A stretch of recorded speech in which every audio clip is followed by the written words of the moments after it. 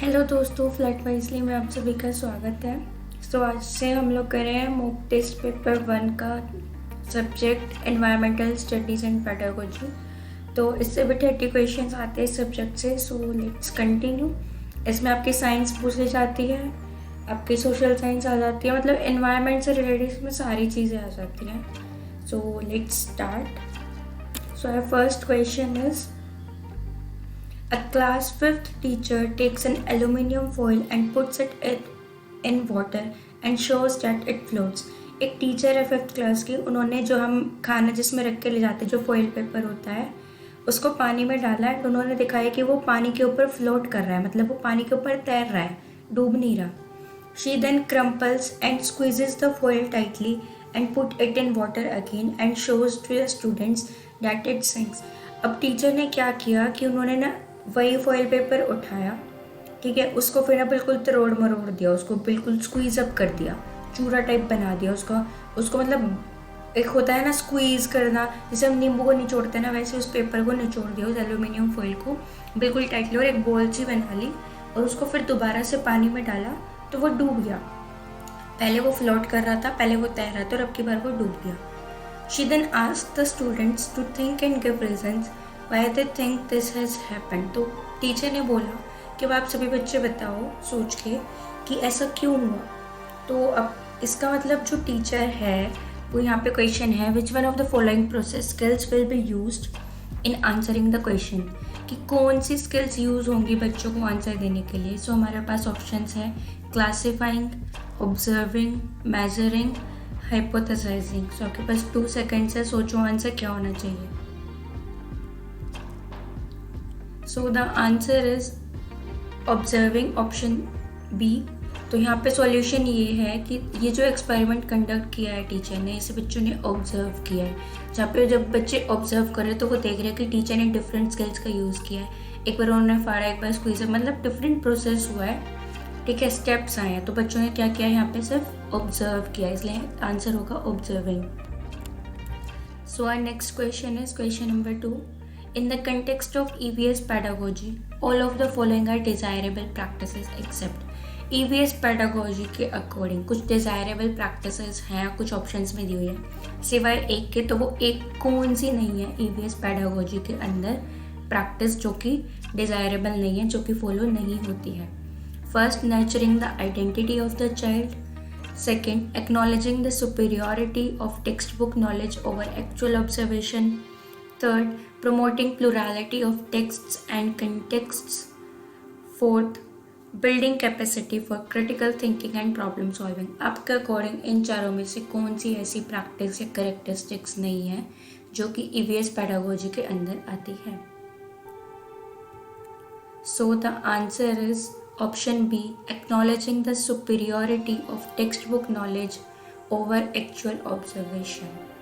तो solution proper ये है कि ना बच्चों को हमें सिर्फ टेक्स्ट बुक नॉलेज ही नहीं देनी है, बल्कि हमें उन्हें ऑब्जर्व भी कराना है चीज़ों को, ठीक है। और यहाँ पे ये बोल रहे कि सिर्फ तुम्हें टेक्स्ट बुक नॉलेज दो, एक्चुअल ऑब्जर्वेशन मत कराओ बच्चों को, तो बच्चे ऐसे नहीं पढ़ सकते। इसलिए ये वाली प्रैक्टिस यहाँ पे गलत बताई हुई है कि हमें सिर्फ टेक्स्ट बुक नॉलेज के ऊपर ही बच्चों को पढ़ाना चाहिए, बल्कि हमें बच्चों को ऑब्जर्व करानी चाहिए चीज़ें, उन्हें एग्जाम्पल्स देने चाहिए, प्रैक्टिकली चीज़ों को दिखाना चाहिए, ताकि वो EVS pedagogy में इंटरेस्ट ले। So our next question is question number 3. Mahesh, a class 4th teacher, plans to sensitize the students to the concept of conservation of trees. Which one of the following activities is most suited for this purpose? Mahesh एक teacher का नाम है, 4th class के teacher है वो। तो उन्हें बच्चों को एक कंसेप्ट समझाना है, उसके बारे में उन्हें अवेयर करना है, कंजर्वेशन ऑफ ट्रीज़ के बारे में। तो वो कौन सी फॉलोइंग एक्टिविटीज़ को करें? ऑप्शन में से ऐसी कौन सी एक्टिविटी है जो कि उन सर को करके दिखानी चाहिए बच्चों को, जो कि जिससे कि बच्चे इजीली उस कंसेप्ट को समझ जाएंगे, कंजर्वेशन ऑफ ट्रीज़ को। So the options are motivating each student to adopt and nurture one tree, encouraging students to participate in poster competition, making teams of students for group discussion, conducting a debate competition. तो आपके according क्या answer होना चाहिए? So the answer is motivating each student to adopt and nurture one tree. हमें हर बच्चे को बोलना है कि आप अडॉप्ट करो या कोई भी ट्री खरीद लो एंड उस ट्री को फिर आप खुद से बड़ा करो या फिर आपको एक पौधा लगाना है। तो इससे बच्चों को हमने क्या कंसेप्ट अवेयर कराया, कंजर्वेशन ऑफ ट्रीज़ का। बिकॉज बच्चे मोटिवेट होंगे जब वो एक ट्री को उगाएंगे और वो उसको बढ़ते हुए देखेंगे, तो वो उसमें अपनी मेहनत देखेंगे कि हाँ उन्होंने एक ट्री को, जैसे हमें एनिमल्स को अगर हम पालते हैं तो हमें एनिमल्स के साथ प्यार हो जाता है, वैसे अगर हम ट्रीज़ को प्लांट करते हैं तो हमें पेड़ पौधों से भी प्यार हो जाता है, हम उनको नर्चर करना सीख जाते हैं। तो ऐसे हम बच्चों को सेंसिटाइज कर सकते हैं कि आपको ट्रीज़ उगाने चाहिए, कंजर्व करना चाहिए, ट्रीज़ ख़त्म होते जा रहे हैं। So our next question is question number 4, जो कि है in EVS children particularly enjoy learning crafts and arts in groups because EVS की क्लास में जो बच्चे होते हैं वो जनरली इंजॉय करते हैं कि वो क्राफ्ट के थ्रू काम कर रहे हैं या फिर आर्ट हो रहा है, और जब भी वो ग्रुप में वर्क कर रहे हैं ऐसा इसलिए होता है because it promotes peer learning, it improves social learning, children become happy and respond with enthusiasm when their creative works are appreciated, it promotes discipline in the class।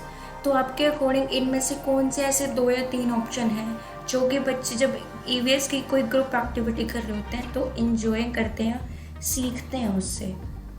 Options हमारे पास ABD, ABC, B and C, A and D। सो हमारा answer है A, B and C। जब बच्चे craft और art कर रहे होते हैं ग्रुप में तो बच्चे हैप्पी हो जाते हैं कि वो क्रिएटिव वर्क कर रहे हैं, और उनका क्रिएटिव वर्क अगर टीचर एक टाइम पे अप्रिशिएट नहीं करता ना, तो बच्चे ग्रुप के अंदर अपने आप में एक दूसरे को अप्रिशिएट करते हैं। उन्हें कुछ नहीं आ रहा होता तो बच्चे आपस में बताते हैं, तो इससे बच्चों की पीयर लर्निंग भी हो रही होती है और सोशल लर्निंग भी हो रही होती है। तो A, B एंड C इसका प्रॉपर आंसर था। सो लेट्स सी कि A, B, C के ऑप्शन थे।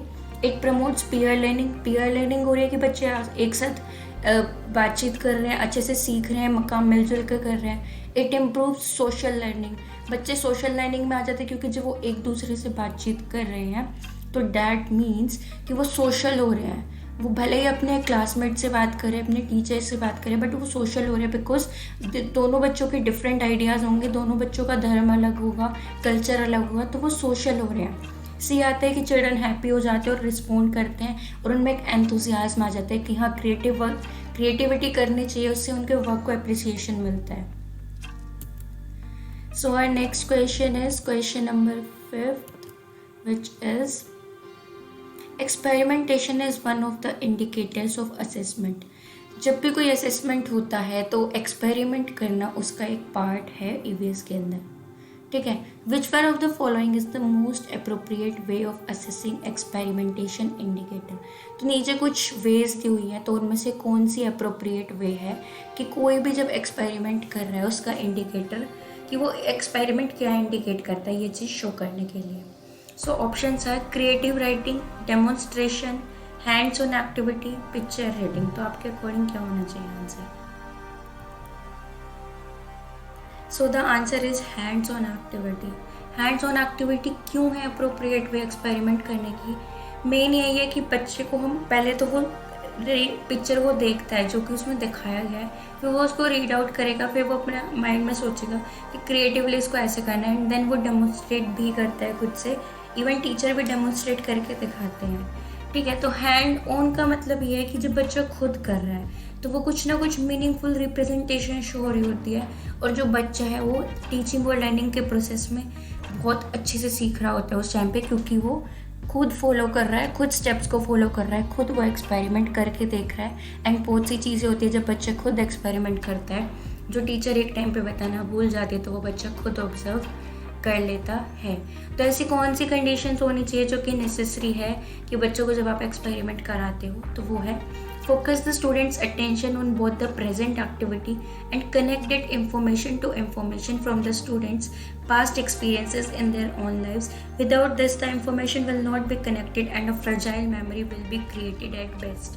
हमें बच्चों की अटेंशन पे फोकस करना चाहिए कि हाँ वो बच्चा जो है, जो भी क्लास में प्रेजेंट एक्टिविटी हो रही है उस पर भी ध्यान दे, और जो उसके पास्ट एक्सपीरियंसेस रहे हैं, मतलब दूसरे सब्जेक्ट के साथ कनेक्ट कर दो या अपना कुछ खुद का एक्सपीरियंस बता के और अभी प्रेजेंट एक्टिविटी के साथ उस चीज़ को कनेक्ट करके दिखा दो। ताकि उससे क्या होगा कि जो बच्चा है उसकी मेमोरी अच्छी रहेगी एंड वो सोचेगा, एक टाइम पे वो भूल भी रहा हो कि हाँ मैम ने ये बताया था, ये सर ने वो चीज़ कही थी। तो इससे क्या होगा कि ना, इससे इंफॉर्मेशन जो होगी वो फ्रेजाइल मेमोरी की तरह नहीं रहेगी, वो अच्छे से बेस्टली कनेक्टेड होगी, आपकी मेमोरी अच्छी रहेगी। Encourage mental reflection on the full power of what the representations mean conceptually. हमें एनकरेज करना है बच्चों को कि वो मेंटली सोचे, उनकी पावर को इंक्रीज अप करना है। और वो इंक्रीज अप हम कैसे कर सकते हैं? उनके साथ क्वेश्चंस पुट अप करके या फिर कंसेप्ट से रिलेटेड चीज़ों को रिप्रेजेंट करके उनके आगे। थिंकिंग हमेशा ऐसा नहीं होता कि जब तुम हाथ हैंड टू हैंड कर रहे हो बस तभी तुम्हारे माइंड में रहेगा, ऐसा कुछ नहीं है। अगर आप बच्चों को करके दिखा रहे हो तो भी वो एक मेंटल रिप्रेजेंटेशन अपने माइंड में डेवलप कर सकते हैं, जिसके थ्रू उनके माइंड में डिफरेंट आइडियाज़ आते हैं। Relate to a clearly defined conceptual goal that can be defined operationally with the range of possible student outcome levels। हमें रिलेट करना है, क्लियरली डिफाइंड कुछ गोल्स बताने की। आप जब ये चैप्टर को पढ़ोगे, एक्सपेरिमेंट करोगे तो आपको ये चीज़ें पता चलेगी। तो ये सब पहले ही बता देना चाहिए ताकि बच्चे, अगर उनमें से कोई चीज़ उन्हें नहीं समझ आती तो वो बोले क्लास के अंदर कि हमें ये चीज़ समझ नहीं आए। इसलिए आपने देखा होगा जब भी आप एक्सपेरिमेंट करते हो या अपनी फाइल्स बनाते हो उसमें हमेशा लिखा होता है टू एम, एंड देन उसके बाद आता है कि आपने क्या ऑब्जर्व किया, आपकी अंडरस्टैंडिंग्स क्या रही, ऑब्जेक्टिव्स क्या रहे। Use reasoning processes that can be included in critical thinking, mathematical thinking and scientific thinking. कुछ ऐसे प्रोसेस, रीजनिंग प्रोसेस का यूज़ करो जिससे कि बच्चे की क्रिटिकल थिंकिंग भी यूज़ हो, मेंटल मैथमेटिकल थिंकिंग भी हो, साइंटिफिक थिंकिंग भी इंक्रीज हो, मतलब उसमें आ रही हो, एंड साथ ही साथ बच्चे ये सब चीज़ें डेवलप करे। और जो प्रोसेस होने चाहिए वो फिजिकली बच्चों को करके दिखाने चाहिए। एक एक चीज़ को कैटेगराइज करना चाहिए, बच्चों से आइडेंटिफाई करानी चाहिए चीज़ों को, उन्हें ऑर्गेनाइज करना आना चाहिए, बच्चों को इमेजिन करना चाहिए, उन्हें बोलना चाहिए कि आप इमेजिन करो, एंड उन्हें कुछ उनसे पूछो बाद में कि आपको क्या कंसेप्ट समझ आया, और अगर आया तो उसके पीछे रीज़न क्या है, आपको क्या लगता है ये चीज़ ऐसा क्यों हुई। और उनके साथ कम्युनिकेशन, एक अंडरस्टैंडिंग बनानी चाहिए, कनेक्ट करना चाहिए। A communication process that convinces each person of another person's understanding when they desire to know। जो एक कम्युनिकेशन प्रोसेस है ये कन्विंस करता है हर एक पर्सन को दूसरे पर्सन के साथ, और वो समझते हैं दूसरे पर्सन के व्यूज़ को भी और अपने व्यूज़ को भी समझाने की कोशिश करते हैं। जब बच्चों में एक डिज़ायर आ जाता है कि हाँ उन्हें जानना है ये चीज़ क्यों है, इसलिए हमें हैंड्स ऑन एक्टिविटी हमेशा करना चाहिए। कोई भी एक्सपेरिमेंट या बच्चों को हैंड टू हैंड करके दिखाना चाहिए। सो यहाँ पे ये हमारी आज की वीडियो ख़त्म होती है। होप सो आपको पसंद आई होगी। Thank you for watching it and please share it with your friends. आपका रीट एग्ज़ाम की फाइनली डेट आ चुकी है। सीटेट का जैसे ही कोई अपडेट आएगा I will definitely tell you.